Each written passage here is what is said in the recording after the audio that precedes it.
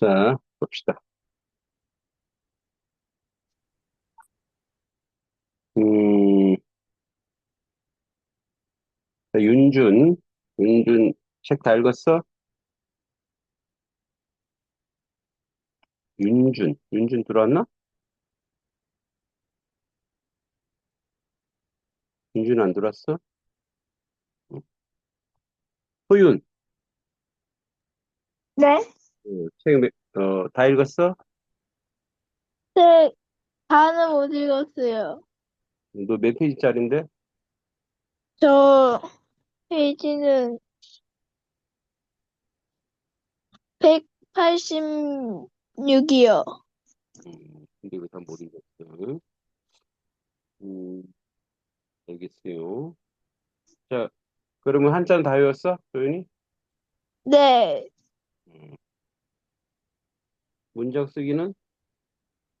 안 했어요. 음, 하민이, 책 다 읽었어? 아니요. 몇 페이지 읽었어? 아직 한 번도 못 읽었어요. 문장 쓰기 못했고, 한자 다 외웠어? 예, 음, 서연이, 책 다 읽었어? 다 못 읽었어요. 몇 페이지 읽었어? 142요. 문장 쓰기 했어? 열 문장이요. 열 문단? 문장이요. 음, 한자는? 뭐였어요? 음, 시야, 책 다 읽었어? 아니요. 음, 몇 페이지 읽었어? 50페이지밖에 못 읽었어요. 그 다음에 한자는? 외웠어요. 문장 쓰기는? 못했어요. 혜윤이 책 다 읽었어? 아니요. 몇 페이지 읽었어? 아직 책을 못 썼어요. 책을 못 구했다고? 네. 음, 그러면 한자 다 외웠어? 네. 서준이 책 다 읽었어? 예, 한 번 읽고, 한 번 두 번 제독했어요. 읽었어? 제독하고 있어요. 아예 아, 한 번 거 읽고, 음, 중등부 한 번 읽고, 다른 거 한 번 계속 읽고 있어요. 한자 다 외웠어? 한자 못했어요. 문장 쓰기는? 못했어요. 음, 담비 책 다 읽었어? 아니요. 몇 페이지 읽었어? 몇, 몇 페이지 몇 개, 73쪽까지 읽었어요. 173쪽? 아니, 73쪽. 너 뭐 먹냐? 아, 내일 가져. 딸기. 내일 가져. 아, 너 네. 그 문장 쓰기 했어? 아니요, 아직 안 했어요. 한자는? 한자 못 외웠어요. 윤지는 왜 안 들어? 얘 수련회 갔나? 중등부.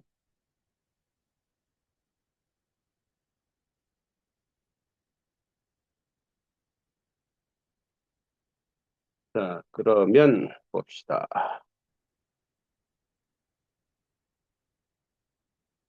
자, 조선 중기 문제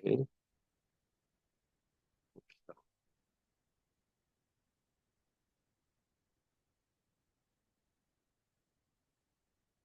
자, 그러면 자, 1번 소윤이 조선 중기는 대략 어느 왕에서 어느 왕 때까지를 조선 중기라고 합니까? 세종대왕부터 단종? 세종에서 단종? 세종 때는 조선 초기인데. 뭐 이게 좀 성종부터 선조까지 하는데 약간 약간 좀 차이가 있긴 해요. 자, 2번 하민이 조선 중기 정치 중심이 된 학자 집단은 무엇입니까? 이름은? 사림, 네, 사림. 서연이 사림이 정치에서 서로 나뉘어 활동하던 모습을 무엇이라고 합니까? 공당 정치? 네, 붕당 정치라고 합니다. 시야, 사림의 권력 다툼으로 피해 입은 사건을 통틀어 무엇이라고 하죠?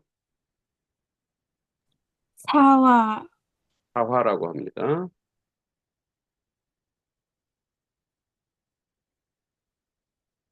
혜윤이 조선 중기에 가장 먼저 일어난 사화는 무엇입니까? 모사화? 무사화. 서준이 조광조가 착한 인재를 뽑기 위해 실시한 시험 제도가 무엇입니까? 저요? 음, 현량고요. 현량과요. 윤령과 담비. 조광조의 개혁으로 일어난 사화는 무엇입니까? 아, 쌤, 죄송해요. 방청산을 못했어요, 그거를. 머리박어. 자, 네? 아니, 소윤이 7번. 조광조의 개혁이 일어난 사화는 무엇입니까? 이묘사화? 중요사화. 하민이 붕당은 주로 무엇의 차이로 나뉘었습니까? 주로 학문적 견해 차이, 공문적 견해가 좀 크죠. 자, 서현이 사림이 처음부터 나뉘어 생긴 두 당파는 무엇입니까? 국민서인? 네, 동인과 서인. 시야 동인이 다시 나뉜 두 당파는 무엇입니까? 남인과 북인, 남인과 북인. 혜윤이 서인이 다시 나뉘어 생긴 두 당파는 무엇입니까? 서인? 노론소론? 네, 노론과 소론. 서준이 조선 중기 학자들이 가장 중요하게 여긴 사상은 무엇입니까? 성리학이요. 성리학, 담비. 사단 칠정론을 주장한 조선 중기의 대표적 학자는 누구입니까? 세계 이양? 오, 대기이양.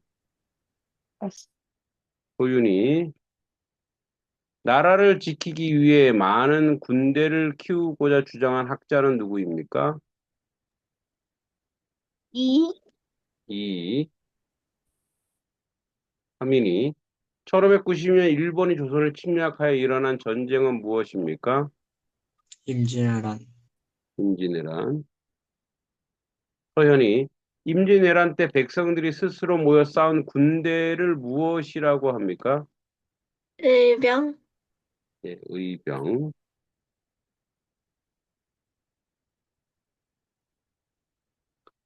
자, 임진왜란 때 의병을 이끈 인물 한 명만 말하세요. 권율, 그 의병 아닙니다. 권율은. 권율은 군인입니다. 의병. 그러니까 민간인이 사람들을 이끌어서 군대를 만든 거예요. 곽지우, 예, 곽재우. 혜윤이 지방에서 공부와 제사를 위해 세운 학교를 무엇이라고 합니까? 서원? 예, 서원. 서원. 서준이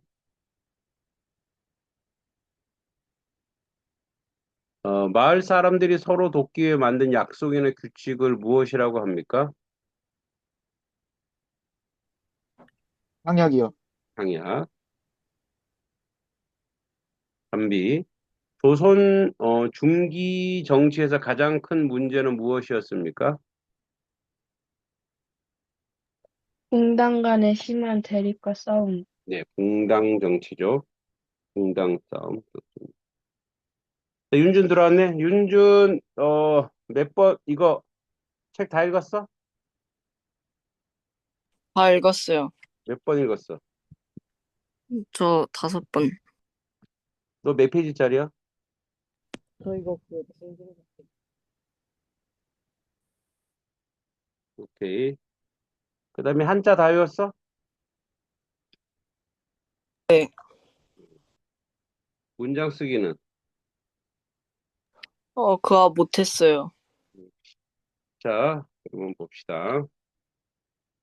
자, 오늘 볼 거는, 오늘 이제 루신인데, 여러분들은 조금 이제 크니까 영상을 여러분들은 보도록 할게요. 작가 루신 이제 초등부들은 좀 보는 게 좀 그랬는데, 볼 필요가 있습니다.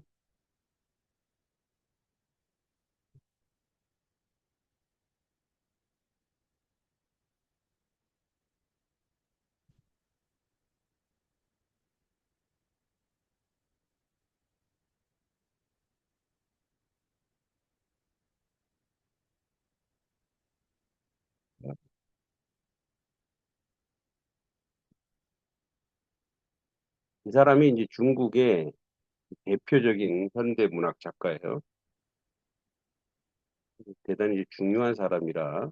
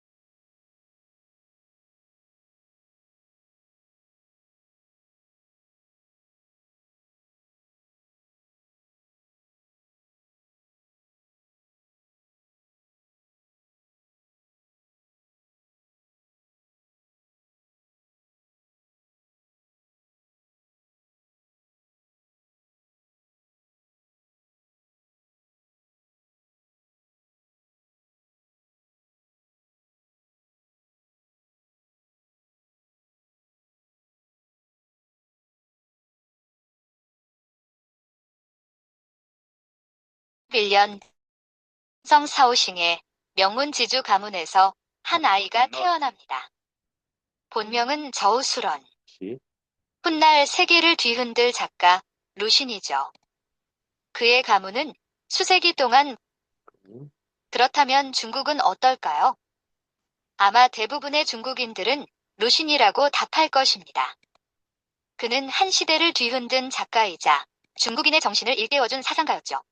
오늘 우리는 그의 파란만장한 인생과 시대를 관통하는 그의 문학 세계를 함께 탐험해 보겠습니다. 1881년 청나라 저장성 사오싱의 명문지주 가문에서 한 아이가 태어납니다. 본명은 저우수런. 훗날 세계를 뒤흔들 작가 루신이죠. 그의 가문은 수세기 동안 봉건지주로 번영을 누렸고 할아버지는 베이징의 한림원에서 근무하는 엘리트 관료였습니다. 당시 중국은 두 차례 아편 전쟁으로 피폐해진 상황이었지만 루신은 가문의 후광 덕에 유복한 유년기를 보냈죠. 6세의 집안 글방에서 독서를 시작하고 7세에는 사오싱의 사립학교인 선비서옥에 입학하여 총망받는 학생으로 성장합니다. 하지만 이 모든 것이 하루아침에 무너집니다. 루신이 12세가 되던 해 할아버지가 시험관리에게 뇌물을 주다 발각된 것이었죠. 과거 시험에 번번이 실패했던 아버지를 급제시키려던 시도였습니다. 결국 할아버지는 체포되어 긴 감옥살이를 하게 되고 설상가상 아버지는 술과 아편에 중독되며 중병으로 쓰러집니다. 루신은 매일 전당포와 약방을 전전하며 약을 구해야 했죠. 그 과정에서 의원들이 엉터리 처방을 내리는 걸 보며 그는 전통의학에 깊은 회의를 느낍니다. 그로부터 3년 후 아버지가 사망하자 집안은 완전히 몰락합니다. 처음부터 가난했던 게 아니라 갑자기 망한 거죠. 이 낙원의 상실은 루신에게 강렬한 상처를 남깁니다. 그의 작품 세계에 보이는 깊은 비애와 어둠은 바로 불행한 소년기에서 비롯된 것이죠. 입신의 길이 막힌 루신은 난징의 무료 사관학교인 강남 수사학당에 입학합니다. 하지만 학교 생활은 마음에 들지 않았고 이내 서양식 커리큘럼을 갖춘 광무철로 학당으로 옮깁니다. 이곳에서 그는 근대 서양과학을 접하며 새로운 세계에 눈을 뜹니다. 학당을 졸업한 후에는 국가 장학생으로 선발되어 일본으로 유학을 떠나죠. 아버지를 살리지 못한 전통의학에 대한 회의 때문이었습니다. 그는 서양의학을 배워 중국인을 구하겠다는 꿈을 품고 바다를 건넙니다. 그리고 1904년 센다이 의학전문학교에 입학하는데요. 바로 그해 러일 전쟁이 발발합니다.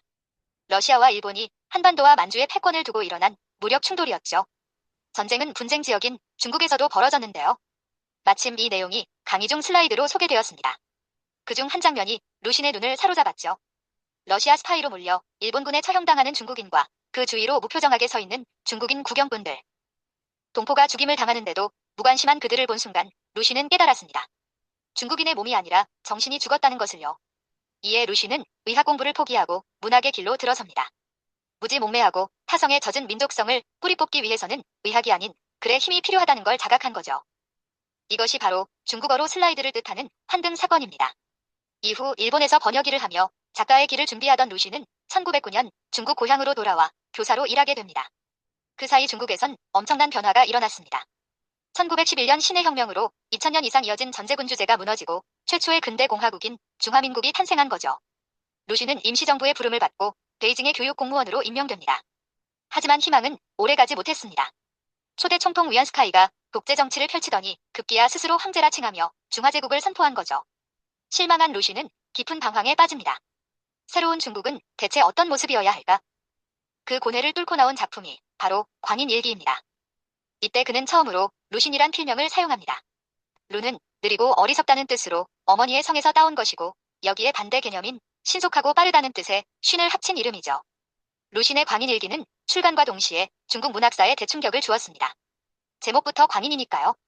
그런데 진짜 미친 건 누구였을까요? 루신은 말합니다. 이 사회는 사람을 잡아먹는 사회다.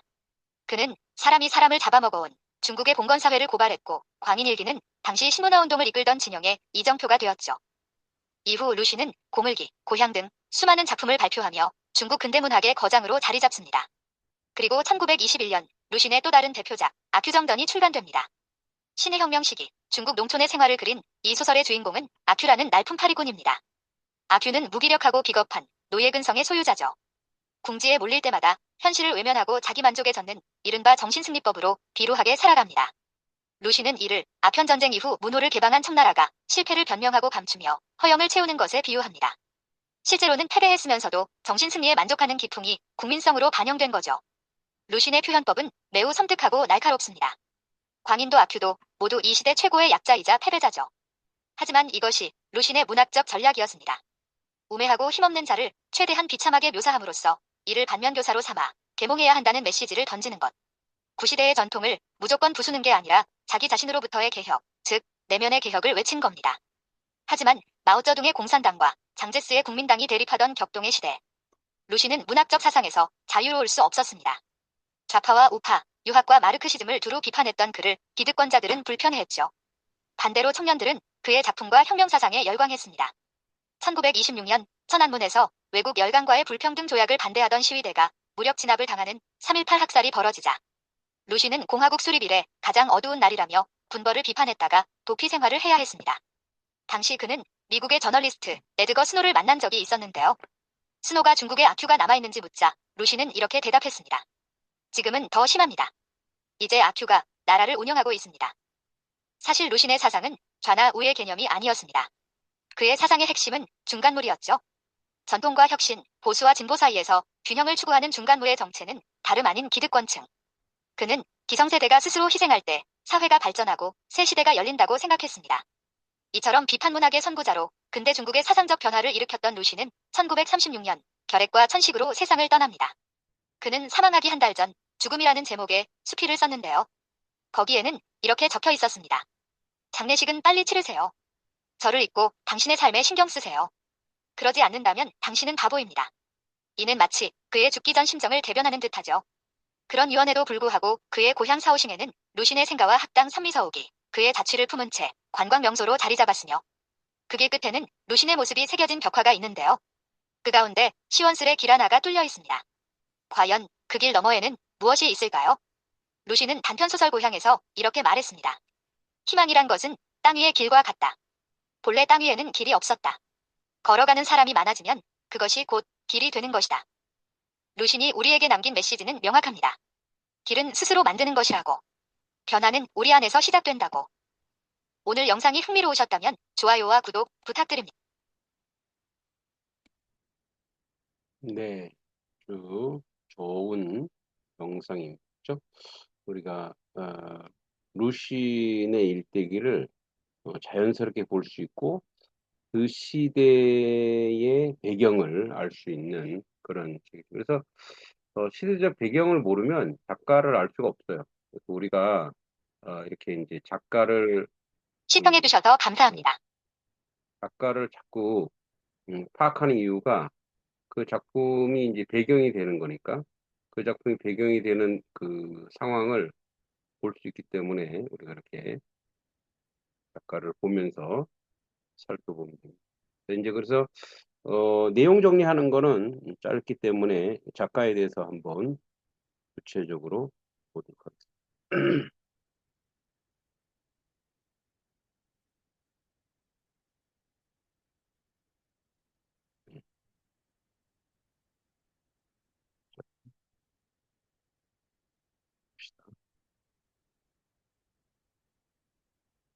어, 그 루시는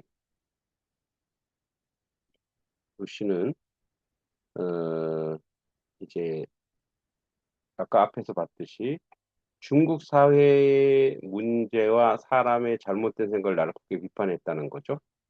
특히 약자가 또 다른 약자를 괴롭히는 모습을 비판했습니다.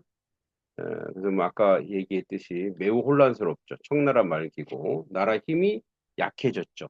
그리고 외국 열강과 침략, 간섭 이런 것이 많아진 그런 시대였죠. 그리고 사람들의 생각과 태도를 바꿔야 된다. 원래 의사 공부하려다가 몸 공부도 더 중요한 생각의 병이다라고 생각했습니다. 그래서 이 사람의 작품의 스토리는 풍자와 비판, 평범한 인물, 그죠? 영웅이 아니라 주변을 볼 수 있는 사람, 정신적 문제를 제기했죠. 그래서 이제 우리도 아큐를 보면 알듯이 아큐라는 사람이 바보 같은 사람인데 그 바보 같은 사람을 또 조롱하고 하는 그런 사람들의 정신세계. 그러니까 그 사람을 보호하지 못하고 그 사람을 긍휼히 여기지 못하는 사회를 얘기하는 거죠. 그래서 정신승리, 그 양비론이야. 그러니까 아큐도 비판하고 그 사회도 비판하는 거죠. 그래서 문학은 사람을 깨우고 생각을 만드는 힘이 있다. 그래서 글을 통해서 사회를 바꾸려고 한 작가다. 이렇게 보시면 됩니다. 자, 문제는 뭐 이렇게 어려운 거 없고요. 쭉 여러분들이 보시면 되고. 루신이 이제 중요한 거, 작가가 된 이유는 뭐냐면 사람들의 어떤 생각을 바꾸고 싶은 거예요. 사람들이 가지고 있는 생각을, 가치를 바꾸려고 하는 거죠. 자, 루신이 살던 중국 사회는 뭡니까? 혼란하고, 가난하고, 불평등하고, 또 좌우 대립도 있었죠. 네, 이런 부분들이 있고, 풍자를 사용했죠. 예, 아큐도 아주 어리석은 사람, 그리고 스스로 정신 승리를 하는 거예요. 아큐를 통해 비판하려고 하는 것은 사회와 그 사람들의 태도를 비판하는 거죠. 잘못된 모습, 이런 거죠. 우리나라도 사실은 옛날에 지금이는 이제 시민의식이 많이 발달했는데요. 옛날에는 대단히 이제 무관심하고 소시민적이라 그랬죠. 그게 왜냐면 독재 정권을 경험하고 폭력적인 정권을 경험하면 사람이 움츠러들어요. 그래서 이제 적극적으로 나서지 않죠. 그 이제 목사님은 되게 부끄러운 게 이제 대학교 1학년 때 그 지하철 88년도니까 지하철을 타는데 막 아저씨 술 먹은 아저씨 둘이서 지하철에서 막 싸우는 거야. 피 터져가면서. 근데 어떤 젊은이가 와서 막 말려, 응? 막 말리는 거야. 근데 이제 그때 내가 이제 이제 학교 책이 있고 하니까 그 아마 우리 선배 같더라고. 나한테 와서 이 새끼 너 뭐 하는 거냐고, 안 말려 그러더라고. 그 나는 이제 그 여기 뭐야 시골에서 올라왔으니까 우리 엄마가 그랬거든. 서울에 가서 남의 일 간섭하지 말아라. 손해 본다. 서울 사람들은 코를 베간다. 난 뭐 어쩌는지. 그래서 안 했는데 갑자기 또 그 사람이 또 너 뭐 하냐고 이 젊은 놈이 이 싸움도 안 말리고 그러니까 되게 부끄러운 거야. 그래서 막 싸움 말렸지. 나중에 이제 친한 선배가 되긴 했는데 그러면서 야 남의 일에 이렇게 적극적으로 나서는 사람 그런 사람이 사실은 시민 의식이 있는 거죠. 이제 시민 의식이라고 하는 것은 이 사회가 어둡고 이런 모습들을 개혁해 하려고 하는 거 이런 것들이죠. 그래서 그때부터 내 인생의 생각을 좀 많이 바꿨어요. 아, 그래, 나는 지금까지 고등학교까지 나만 위해서 살았구나. 내 공부 잘하는 거, 또 내가 잘 되는 거. 그래서 그때부터 바꾸기 시작했어요. 그러니까 이제 여러분들도 이제 가르치는 거 아니겠어요? 그러니까 여러분도 마찬가지예요. 자기만을 위해서 사는 사람은, 그 우리가 이제 자기만을 위해서 사는 사람은 그 이익처럼 보이지만 사실 결국은 진짜 이익은 그게 아니에요. 그게 점점 살다 보면은 여러분들이 내가 남을 위해서 또 헌신하고 하다 보면은 물론 손해 보는 것도 있을 수 있어요. 그죠? 뭐 나도 그 싸움 말리다가 원래 내가 사당동에서 내려야 되거든. 근데 막 한참을 더 갔죠. 그렇지만 뭐예요? 그 사람들의 싸움을 말리면서 또 나중에 이제 그 지하철에서 표창까지 줬어요. 착한 학생이라고. 결국은 사실 인생은 권선징악이에요. 선한 일을 한 사람은 선이 오는 거고, 악한 일을 한 사람은 악한 일이 오는 거예요. 그죠? 그래서 루시는 이제 중국 사람들을, 사람을 깨우는 약간 계몽성이 있는 거죠. 힘. 그래서 사람들이 생각이 변화되길 원했죠. 생각의 변화. 그래서 아큐정전은 한 사람 이야기로 무엇을, 사회 전체가 아큐와 같다 이거예요. 아큐와 같이. 어리석고 바보스럽고 이렇다는 얘기죠. 예. 그래서 글을 읽고 여러분들 읽고 나서도 좀 그렇죠. 이거 뭐야? 뭐 이럴 정도로. 그죠? 자, 루신이 현실 외면한테를 긍정적으로 보는가, 부정적으로 보죠. 중국 현대문학의 아버지라고 합니다. 그죠?